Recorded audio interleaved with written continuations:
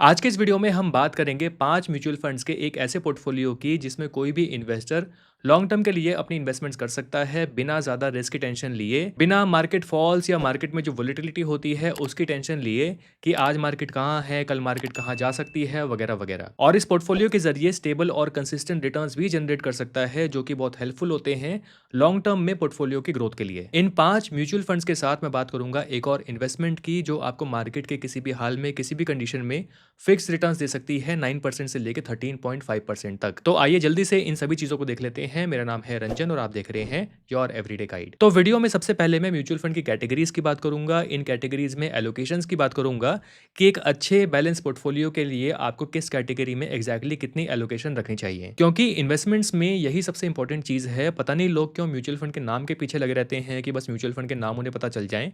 ठीक है, mutual fund के नाम की हम बात करेंगे, लेकिन क्योंकि आप लॉन्ग टर्म के लिए इन्वेस्टमेंट्स करने जा रहे हैं तो सबसे पहले आपको अपनी इन्वेस्टमेंट्स का एक स्ट्रक्चर पता होना चाहिए। देखिए, म्यूचुअल फंड की जो रैंकिंग होती है ये लगातार ऊपर नीचे होती रहती है। कोई म्यूचुअल फंड जो पिछले साल 3rd नंबर पे था, हो सकता है इस साल वो फर्स्ट पे हो। कोई म्यूचुअल फंड जो पिछले 3 साल से लगातार फर्स्ट रैंकिंग पे था, हो सकता है वो अभी 5वें या 6ठे नंबर पे पहुंच गया हो। हर म्यूचुअल फंड का पोर्टफोलियो एलोकेशन डिफरेंट होता है, हर म्यूचुअल फंड को मैनेज करने का स्टाइल डिफरेंट होता है, हर फंड मैनेजर की अपनी स्ट्रैटेजी होती है। तो ये up and down mutual fund का होना कोई बड़ी बात नहीं है, ये हेल्दी मार्केट में नॉर्मल है। तो हर साल म्यूचुअल फंड के नाम के पीछे मत भागिए, अपनी इन्वेस्टमेंट के स्ट्रक्चर पर फोकस कीजिए। तो सबसे पहली कैटेगरी हमारे पास आती है लार्ज कैप कैटेगरी, लेकिन लार्ज कैप कैटेगरी के अंदर मैं किसी large cap active mutual fund की बात नहीं करूंगा। मैं यहां पर सिंपली बात करूंगा एक निफ्टी 50 इंडेक्स फंड की। निफ्टी 50 इंडेक्स फंड जो ट्रैक करता है निफ्टी 50 को, यानी कि वो कंपनीज जो इंडियन स्टॉक मार्केट पे टॉप 50 रैंकिंग में आती है as per their market cap. तो ये कंपनीज कोई छोटी मोटी कंपनीज नहीं होती, ये मार्केट जाइंट्स होती हैं, इनका मार्केट कैप बहुत बड़ा होता है। फंडामेंटली ये कंपनीज बहुत स्ट्रांग होती हैं। अगर हम निफ्टी 50 इंडेक्स के मुकाबले और दूसरे इंडेक्सेस पे नजर मारते हैं, जैसे कि निफ्टी मिड कैप इंडेक्स है जहां पर 101st रैंक से लेके अगली 150 कंपनीज यानी कि 250th रैंक तक की जो कंपनी है as per their market capitalisation वो आती हैं।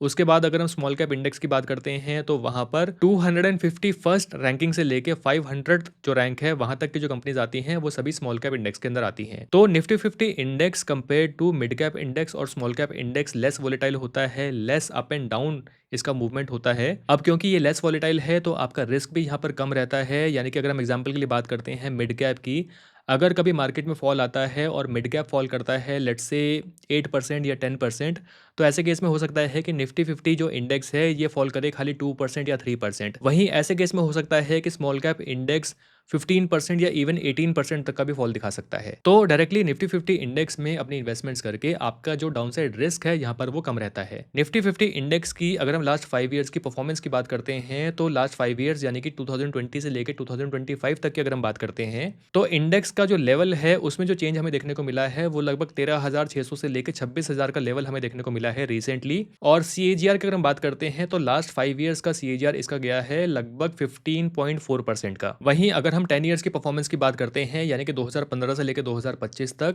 यहाँ पर इंडेक्स के जो लेवल में चेंजेस आए हैं वो है 7,800 से लेके अगेन 26,000 तक के। और जो सीएजीआर इसका गया है लास्ट 10 ईयर्स का वो अराउंड 13.1% का गया है। अगर हम पिछले 15 साल के डेटा को देखते हैं तो अगर मैं यहाँ पर कंपेयर करता हूँ निफ्टी 50 को निफ्टी मिड कैप 150 और निफ्टी स्मॉल कैप 250 इंडेक्स के साथ, और हम यहाँ पर कंपेयर करते हैं इनकी लास्ट 15 ईयर्स की वोलेटिलिटी को, तो आप स्क्रीन पर देख सकते हैं कि निफ्टी 50 की जो एनुअलाइज वोलेटिलिटी यहाँ पर देखने को मिल रही है ये लगभग 15 से 18% की है।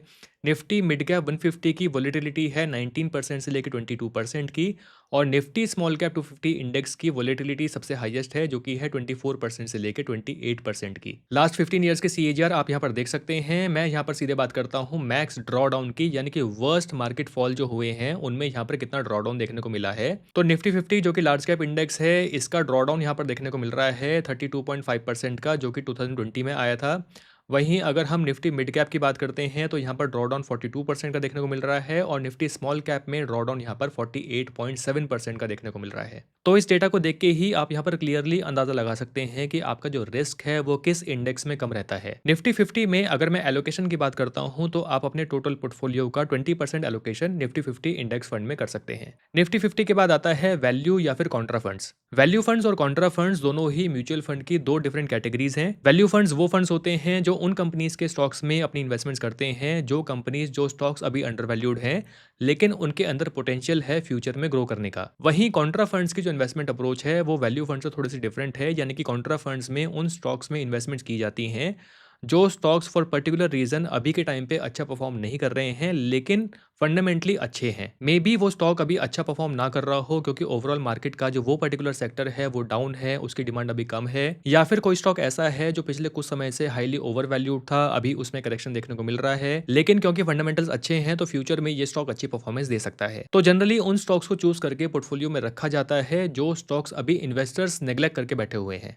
अब क्योंकि वैल्यू फंड्स और कॉन्ट्रा फंड्स दोनों की ही जो इन्वेस्टमेंट अप्रोच है वो थोड़ी सी डिफरेंट है compare to other equity funds, तो लॉन्ग टर्म इन्वेस्टमेंट होराइजन को ध्यान में रख के अगर आप वैल्यू फंड में या कॉन्ट्रा फंड में अपनी इन्वेस्टमेंट्स करते हैं, दोनों में से आप किसी में भी इन्वेस्टमेंट कर सकते हैं, तो एक तरह से आप लॉन्ग टर्म के लिए जब भी अंडर वैल्यूड कंपनीज देखने को मिलती हैं, आप उनमें अपनी इन्वेस्टमेंट्स कर रहे हैं, तो यहाँ पर आपका रिस्क भी कम रहता है, आपको यहाँ पर वोलेटिलिटी भी कम देखने को मिलती है। अब क्योंकि स्टॉक्स और कंपनीज ऑलरेडी अंडर वैल्यूड हैं, तो यहाँ पर आपका डाउन साइड प्रोटेक्शन भी बेटर रहता है और आने वाले समय में आपको यहाँ पर ग्रोथ भी अच्छी देखने को मिलती है। इवन मैंने एक वीडियो बनाई थी जहाँ पर मैंने कॉन्ट्रा फंड और निफ्टी 50 इंडेक्स फंड इन दोनों को ही कंपेयर किया था, तो आप ये वीडियो देख सकते हैं, यहाँ पर आपको कॉन्ट्रा फंड की परफॉर्मेंस की क्लैरिटी मिल जाएगी। तो जैसा कि देखा गया था कि 10 इयर्स के होराइजन में कॉन्ट्रा फंड्स ने इवन निफ्टी 50 इंडेक्स फंड के रिटर्न्स को भी बीट कर दिया था। कॉन्ट्रा और वैल्यू फंड्स के अगर मैं लास्ट 5 इयर्स के सीएजीआर की बात करता हूँ तो ये गया है ऑन एन एवरेज, अगर मैं दोनों की ही बात करता हूँ तो 23% से लेकर 25% ऑन एन एवरेज यहाँ पर 5 इयर्स का सीएजीआर गया है। वहीं अगर हम लास्ट 10 इयर्स के सीएजीआर की बात करते हैं तो ये लगभग 17% से लेकर 18% के बीच में देखने को मिला है। अगर हम इन म्यूचुअल फंड कैटेगरीज के अंदर एलोकेशन की बात करते हैं तो अपने पोर्टफोलियो का 15% एलोकेशन आप वैल्यू फंड में या फिर किसी कॉन्ट्रा फंड में कर सकते हैं। एग्जैक्टली फंड्स कौन से होंगे इसके बारे में वीडियो में आगे चल के आपको पता चल जाएगा। किसी भी म्यूचुअल फंड पोर्टफोलियो में खासतौर पर ऐसा पोर्टफोलियो जहां पर हम लो रिस्क की बात करते हैं, स्टडी रिटर्न्स की बात करते हैं, लॉन्ग टर्म इन्वेस्टमेंट्स की बात करते हैं, ऐसे पोर्टफोलियो में एक इन्वेस्टमेंट है जो बहुत इंपॉर्टेंट बन जाती है, वो है इन्वेस्टमेंट्स इन बॉन्ड्स। हर बड़ा इन्वेस्टर मुझे लगता है कि अपने पोर्टफोलियो में बॉन्ड्स का एलोकेशन जरूर रखता है। देखिए, कोई भी स्टॉक मार्केट कभी भी स्ट्रेट लाइन में ऊपर की तरफ नहीं जाती, स्टॉक मार्केट में हमेशा वोलेटिलिटी रहती है। कभी मार्केट में बुलिश सेंटिमेंट्स होते हैं तो कभी सेंटिमेंट्स अचानक से गिर जाते हैं। तो ऐसे में गोल होता है एक ऐसा बैलेंस पोर्टफोलियो बनाने का जो आपको स्टेडी रिटर्न्स दे सके। मार्केट में भले ही वोलेटिलिटी हो, लेकिन आपके पोर्टफोलियो में मार्केट जैसी वोलेटिलिटी नहीं होनी चाहिए, एटलीस्ट वहां पे आपका रिस्क कम होना चाहिए। एक लो रिस्क पोर्टफोलियो में म्यूचुअल फंड्स का कॉम्बिनेशन एग्जैक्टली यही काम करता है। तो सबसे पहले जैसे कि हमने बात करी कि एक स्टेबल पोर्टफोलियो का फाउंडेशन होता है एक लार्ज कैप फंड या फिर एक इंडेक्स फंड। इस वीडियो में मैं यहाँ पर लार्ज कैप फंड की बात तो नहीं कर रहा हूँ क्योंकि जैसे कि पास में देखा गया है कि लार्ज कैप फंड स्ट्रगल करते हैं अपने ही बेंचमार्क को इंडेक्स को बीट करने में, इसलिए मैंने यहाँ पर सबसे पहले इंडेक्स फंड्स की बात करी। Nifty 50 index fund top companies को ट्रैक करके आपका जो रिस्क है उसको कंट्रोल रखता है और स्टेडी ग्रोथ देता है। उसके बाद मैंने वैल्यू और कॉन्ट्रा फंड्स की बात करी है जो फंडामेंटली स्ट्रॉन्ग लेकिन अंडर वैल्यूड कंपनीज में इन्वेस्टमेंट्स करते हैं और लॉन्ग टर्म में आपको कंपाउंडिंग का एक सॉलिड चांस देते हैं। तो इसी मिक्स में एक थर्ड और इंपॉर्टेंट चीज जो आती है और ऑफन इग्नोर्ड भी होती है वो है इन्वेस्टमेंट्स इन बॉन्ड्स। पैसा बाजार पे अवेलेबल बॉन्ड्स आपको फिक्स रिटर्न्स देते हैं, यूजुअली 9% से लेकर 13.5%, फिर चाहे स्टॉक मार्केट ऊपर जाए चाहे नीचे जाए। 1 लाख रुपए अगर आप 10% यील्ड वाले किसी अच्छे बॉन्ड में डाल देंगे तो वहां पर आपको साल का 10,000 रुपए गारंटीड तो मिलेगा ही। बॉन्ड्स से भी रेगुलेटेड होते हैं, आपको यहाँ पर उनकी रेटिंग्स भी देखने को मिल जाएंगी, AAA, AA, BBB एटसेट्रा। और अगर आपने 15G या फिर 15H फाइल किया है तो यहाँ पर TDS भी डिडक्ट नहीं होता। FD के 6 to 7% के कंपैरिजन में यहाँ पर आपको 2 to 5% एक्स्ट्रा रिटर्न्स मिल जाते हैं विदाउट एनी वोलेटिलिटी। बॉन्ड्स जैसे कि आप यहाँ पर देख सकते हैं कि आपको बॉन्ड्स की रेटिंग्स देखने को मिल जाती हैं, जैसे कि BBB है, BBB+ है। अगर मैं स्क्रॉल करके नीचे की तरफ आता हूँ तो मुझे यहाँ पर और भी कुछ ऐसे बॉन्ड्स मिल जाएंगे जिनकी ICRA रेटिंग हम देख सकते हैं जो कि है A की। एग्जाम्पल के लिए यहाँ पर जो आपको रिटर्न्स मिल रहे हैं इस बॉन्ड से वो हैं फिक्स्ड 11% के। तो अगर मैं नो मोर पे क्लिक करता हूं तो आप बाकी की बॉन्ड की डिटेल्स यहाँ पर देख सकते हैं। यहाँ पर आप कितनी यूनिट्स किसी बॉन्ड में इन्वेस्ट करना चाहते हैं तो यूनिट्स आप अपने हिसाब से यहाँ पर सेलेक्ट कर सकते हैं। लेट से मैं यहाँ पर 5 यूनिट सेलेक्ट कर लेता हूँ। और अगर अर्निंग शेड्यूल आप यहाँ पर देखना चाहते हैं तो वो भी आप देख सकते हैं कि आपको इंटरेस्ट हर महीने कितना कितना मिलता है। और सिंपली इन्वेस्ट नाउ पे क्लिक करके आप अपनी KYC कंप्लीट करके अपनी इन्वेस्टमेंट्स यहाँ पर बॉन्ड्स में इजिली कर सकते हैं। पोर्टफोलियो की नेक्स्ट लेयर में जैसे कि अभी हम डायनेमिक एसेट एलोकेशंस की बात करेंगे, उसके बाद फ्लेक्सी कैप फंड्स की बात करेंगे और गोल्ड फंड्स या फिर ETFs की बात करेंगे। लेकिन जैसे जैसे कि मैंने बताया कि एक लो रिस्क पोर्टफोलियो में आपको बॉन्ड्स का एलोकेशन ज़रूर रखना चाहिए।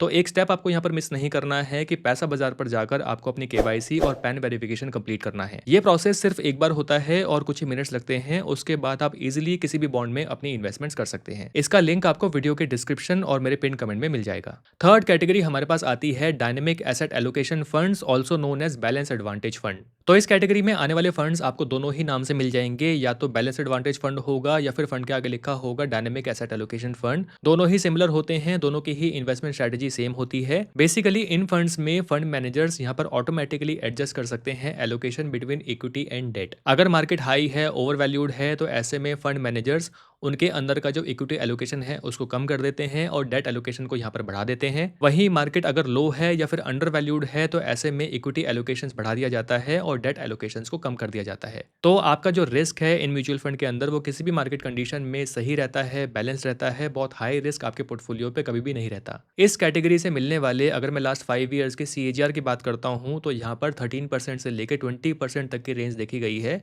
तो रेंज बड़ी है 13% से लेकर 20% की। वहीं 10 ईयर्स के CAGR की बात करते हैं तो वो 13% से लेके 15.5% तक की रेंज में देखे गए हैं। अगर हम एलोकेशन की बात करते हैं तो इस कैटेगरी के अंदर आप 30% से लेके 35% तक का अपने पोर्टफोलियो का एलोकेशन कर सकते हैं। फोर्थ कैटेगरी हमारे पास आती है flexi cap mutual fund category. Flexi cap mutual fund जो कि most popular mutual fund category है, और जैसे कि आप जानते होंगे फ्लेक्सी कैप कैटेगरी के अंदर आपकी जो इन्वेस्टमेंट्स हैं वो large cap, mid cap, small cap तीनों ही कैटेगरीज में जाती हैं।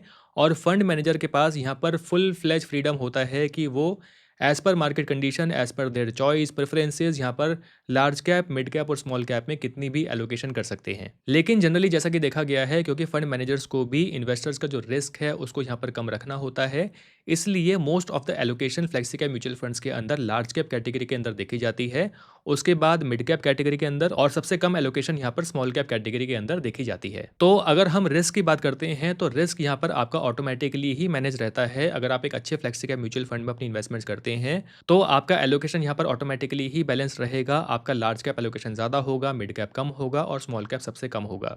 तो जब भी फ्लेक्सी कैप म्यूचुअल फंड में आप अपनी इन्वेस्टमेंट्स करते हैं तो इन म्यूचुअल फंड के एलोकेशन को आप जरूर देखें। कुछ फ्लेक्सी कैप म्यूचुअल फंड ऐसे भी हैं जिनका एलोकेशन आपको मल्टी कैप म्यूचुअल फंड के जैसा देखने को मिलेगा, यानी कि लार्ज कैप एलोकेशन ज़्यादा होगा लेकिन मिड कैप और स्मॉल कैप एलोकेशन आपको 25% से भी ज़्यादा का देखने को मिलेगा। तो ऐसे फ्लेक्सी कैप म्यूचुअल फंड में आपका जो रिस्क होता है वो मल्टी कैप म्यूचुअल फंड के बराबर का होता है, यानी कि आपका रिस्क यहाँ पर ज़्यादा होता है। वैसे तो मैं फ्लेक्सी कैप म्यूचुअल फंड के ऊपर भी ऑलरेडी वीडियोस बना चुका हूँ, best flexi cap mutual funds की मैं बात कर चुका हूँ। फिर भी फ्लेक्सी कैप म्यूचुअल फंड के बारे में अभी हम वीडियो में बात करेंगे कि कौन से फ्लेक्सी कैप म्यूचुअल फंड में आप अपनी इन्वेस्टमेंट्स कर सकते हैं। अगर मैं यहाँ पर पोर्टफोलियो एलोकेशन की बात करता हूँ तो आप अप टू 20% का allocation flexi cap mutual fund category में कर सकते हैं। Flexi cap mutual fund category से मिलने वाले अगर मैं रिटर्न्स की बात करता हूँ तो लास्ट 5 ईयर्स का CAGR यहाँ पर देखने को मिला है लगभग 21% से लेकर 24% तक का, और लास्ट 10 ईयर्स का CAGR यहाँ से देखने को मिल रहा है लगभग 17% से लेकर 20% तक का। तो अगर आप एक ऐसे इन्वेस्टर हैं जो रिस्क ज़्यादा पसंद नहीं करते हैं, आप कम से कम रिस्क अपने पोर्टफोलियो में रखना चाहते हैं, तो फिर भी मैं फर्दर यहाँ पर सजेस्ट करूँगा कि आप फ्लेक्सी कैप म्यूचुअल फंड में एलोकेशन कम रखें। अगर मैंने यहाँ पर 20% की बात करी है तो आप उसको 15% कर दें, और जो डायनेमिक एसेट एलोकेशन फंड्स हैं या फिर बैलेंस एडवांटेज फंड हैं वहाँ पर आप अपने एलोकेशन को बढ़ा दें। एक तरह से फ्लेक्सी कैप म्यूचुअल फंड से एलोकेशन निकाल के आप डायनेमिक एसेट एलोकेशन फंड्स में अपना एलोकेशन बढ़ा सकते हैं। पांचवी और आखिरी कैटेगरी हमारे पास आती है गोल्ड म्यूचुअल फंड्स या फिर गोल्ड ETFs या सिल्वर ETFs। तो अगेन जब हम बात करते हैं एक अच्छे बैलेंस पोर्टफोलियो की, तो यहाँ पर गोल्ड या फिर सिल्वर में एलोकेशन भी आपका होना चाहिए। इक्विटी में एलोकेशन आपने कर लिया, डेट में एलोकेशन आपने कर लिया, लेकिन जब कमोडिटीज एलोकेशन की बात आती है तो थोड़ा एलोकेशन गोल्ड और सिल्वर और दूसरी कमोडिटीज में भी आपका यहाँ पर होना चाहिए। गोल्ड के और सिल्वर के रिटर्न्स की अगर हम बात करते हैं तो रिसेंटली जैसा कि देखने को मिला है पिछले 1 साल में, 1.5 साल में गोल्ड ने और सिल्वर ने दोनों ने ही यहाँ पर एक्सप्लोसिव रिटर्न्स अपने इन्वेस्टर्स को दिए हैं, ऐसे रिटर्न्स जो पहले कभी भी देखने को नहीं मिले थे। तो एक चीज़ का आपको यहाँ पर ध्यान रखना है कि ऐसा नहीं है और ऐसी एक्सपेक्टेशन भी आपको सेट नहीं करनी चाहिए कि पिछले 1 साल में, 1.5 साल में गोल्ड ने जिस तरीके से रिटर्न्स दिए हैं या फिर सिल्वर ने जिस तरीके से रिटर्न्स दिए हैं ऐसे रिटर्न्स आपको फ्यूचर में भी मिल सकते हैं।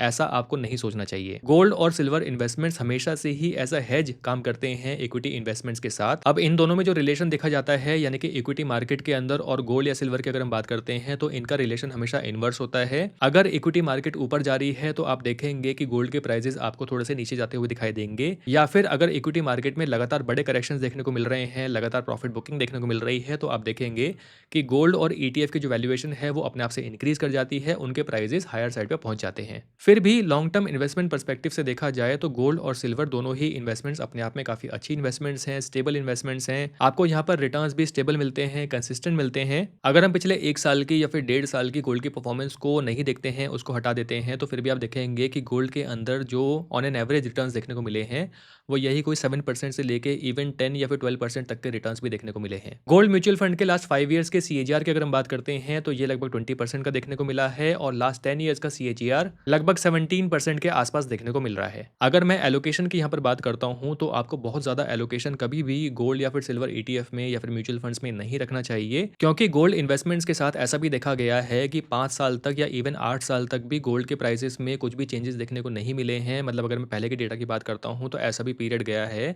कि 7-8 साल तक भी इन्वेस्टर्स को यहाँ पर कुछ भी रिटर्न्स देखने को नहीं मिले। तो आप एक बड़ा एलोकेशन गोल्ड में कर दें या फिर सिल्वर में कर दें, और क्योंकि ये ऑलरेडी हाईली ओवर वैल्यूड है, तो ऐसे में अगले 5 साल में, अगले 7 साल में आपको कैसे रिटर्न्स यहाँ से देखने को मिल सकते हैं, इनके बारे में कहना मुश्किल काम है। तो अपनी एलोकेशन आप यहाँ पर कम रखें एक्सपर्ट्स के अकॉर्डिंग, और जो रिकमेंडेड एलोकेशन है आपके पोर्टफोलियो की, आप यहाँ पर 10% तक की एलोकेशन गोल्ड या सिल्वर ईटीएफ में या म्यूचुअल फंड्स में कर सकते हैं। अब बात करते हैं इन सभी कैटेगरीज के अंदर आने वाले म्यूचुअल फंड्स की। तो सबसे पहले अगर मैं इंडेक्स फंड की बात करता हूं, तो क्योंकि ये इंडेक्स फंड हैं तो मेरी नज़र यहाँ पर एक्सपेंस रेशियो पे भी रहेगी, और मैं उन इंडेक्स फंड को चूज करना चाहूँगा जो अच्छी एएमसी के भी हैं और साथ ही साथ जिनका एक्सपेंस रेशियो भी मुझे कम देखने को मिले।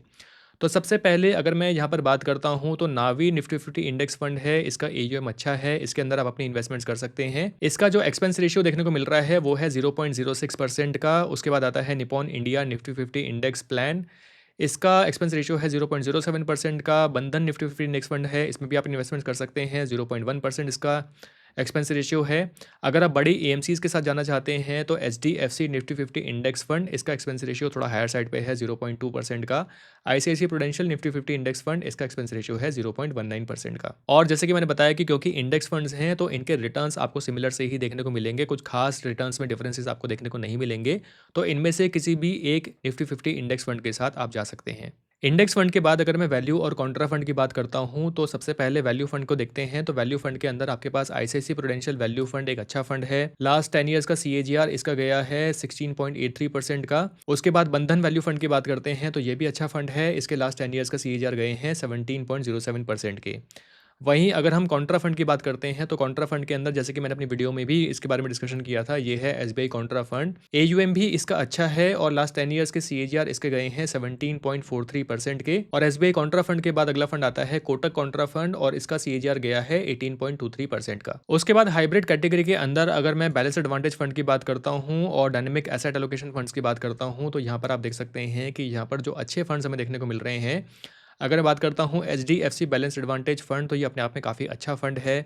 इसके लास्ट 10 ईयर्स के सीएजीआर गए हैं 15.84% के, और लास्ट 5 ईयर्स का सीएजीआर इसका गया है 20.3% का। उसके बाद जो सेकंड फंड आता है वो है आईसीआईसीआई प्रूडेंशियल का बैलेंस एडवांटेज फंड। इसके लास्ट 10 ईयर्स के सीएजीआर गए हैं 12.38% के, और लास्ट 5 ईयर्स का सीएजीआर देखने को मिल रहा है 13.52% का। नेक्स्ट कैटेगरी हमारे पास आती है फ्लेक्सी कैप फंड की कैटेगरी, और फ्लेक्सी कैप फंड के अंदर जो अच्छा फंड हमारे पास आता है, मैं ऑलरेडी अपनी वीडियो में कई बार इसके बारे में बात कर चुका हूँ, वो है एचडीएफसी फ्लेक्सी कैप फंड। इसके लास्ट 10 ईयर्स के सीएजीआर गए हैं 17.41%, और लास्ट 5 ईयर्स का सीएजीआर इसने दिया है 24.51% का। एचडीएफसी फ्लेक्सी कैप फंड के बाद जो सेकंड चॉइस यहाँ पर मेरी रहेगी वो है पारंपरिक फ्लेक्सी कैप फंड, जिसके लास्ट 10 ईयर्स के सीएजीआर गए हैं 18.29%, और लास्ट 5 ईयर्स का सीएजीआर इसने दिया है 20.92% का। कीप इन माइंड कि मैं यहाँ पर लो रिस्क पोर्टफोलियो की बात कर रहा हूँ, तो मैं जेएम फ्लेक्सी कैप फंड और क्वांट फ्लेक्सी कैप फंड, इन दोनों को ही यहाँ पर इंक्लूड नहीं करना चाहूंगा, क्योंकि दोनों में ही आपका जो रिस्क है वो बहुत हाई रहता है। इन दोनों की ही वोलेटिलिटी जो पैरामीटर है इसको आप देख सकते हैं, यहाँ पर 14.22 है, यहाँ पर 15.73 है, जबकि पारंपरिक का 8.88 है और एचडीएफसी फ्लेक्सी कैप फंड का 10.53 है। तो वोलेटिलिटी ही अपने आप में आपको यहाँ पर बता देती है कि बाकी दो म्यूचुअल फंड जो हैं, जेएम फ्लेक्सी कैप और क्वांट फ्लेक्सी कैप, इन दोनों में आपका रिस्क हायर साइड पे है। उसके बाद फाइनली अगर हम गोल्ड की बात करते हैं तो कमोडिटीज़ के अंदर अगर मैं फंड्स ऑफ फंड्स गोल्ड पे सेलेक्ट करता हूँ, तो यहाँ पर आप देख सकते हैं जो अच्छे फंड आपको यहाँ पर देखने को मिल रहे हैं। तो गोल्ड के अंदर एसबीआई गोल्ड फंड अपने आप में काफ़ी अच्छा फंड है, इसमें आप अपनी इन्वेस्टमेंट्स कर सकते हैं। लास्ट 10 ईयर्स का लास्ट 10 ईयर्स के रिटर्न्स इसके गए हैं 17.04% के। एसबीआई गोल्ड फंड के बाद कोटक गोल्ड फंड है, इसको आप चूज़ कर सकते हैं, या फिर निपॉन इंडिया का गोल्ड सेविंग्स फंड है, इसको आप यहाँ पर चूज़ कर सकते हैं। रिटर्न्स आपको ऑलमोस्ट सिमिलर से ही देखने को मिलेंगे, ज़्यादा रिटर्न्स में डिफरेंसेस आपको देखने को नहीं मिलेंगे। तो दोस्तों ये थे वो सभी फंड्स। मैंने इन फंड्स के अंदर मल्टी एसेट एलोकेशन कैटेगरी जो है या फिर उसके जो फंड्स हैं उसकी बात नहीं की है, क्योंकि मल्टी एसेट एलोकेशन फंड अगर आप देखेंगे तो वो अपने आप में mix of flexi cap mutual fund और साथ ही साथ गोल्ड म्यूचुअल फंड आप मान के चल सकते हैं।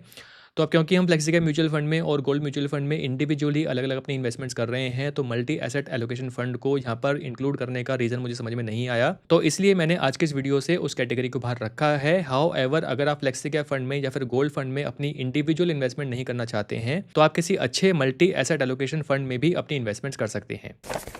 आई होप ये वीडियो आपके लिए हेल्पफुल रही होगी। वीडियो अगर आपको अच्छी लगी है तो उसको लाइक करके मुझे ज़रूर बताएं, और जाने से पहले चैनल को सब्सक्राइब करना मत भूलिएगा। जल्दी ही मिलेंगे एक और वीडियो में। Thank you for watching.